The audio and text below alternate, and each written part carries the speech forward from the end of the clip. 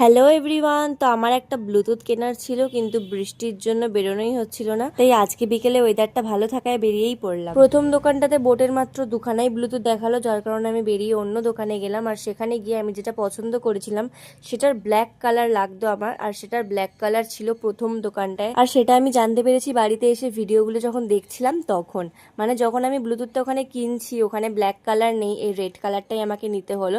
তখনও আমার মাথায় নেই যে ফার্স্ট দোকানটাতে আমি ব্ল্যাক দেখেছি। তো যাই হোক, ভাগ্যে যেটা ছিল সেটাই হয়েছে। আর রেড কালারটাও খুব একটা খারাপ ছিল না। তারপর মিয়ামোর থেকে দুটো পেস্ট্রি নেওয়ার পর আমার বোন বললো একটা ফটো তুলবে, তাই ওকে এই জায়গাটাতে কয়েকটা ফটো তুলে দিলাম। আর তারপর বাড়ি যাওয়ার রাস্তায় আমাদের চোখে পড়লো এই ফুলের দোকানটা।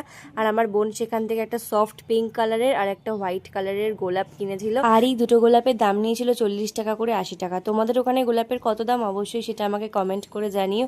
আর ভিডিওটা ভালো লেগে থাকলে লাইক করে দিও, আর আমার চ্যানেলে নতুন হয়ে থাকলে সাবস্ক্রাইব করে দিও। টাটা।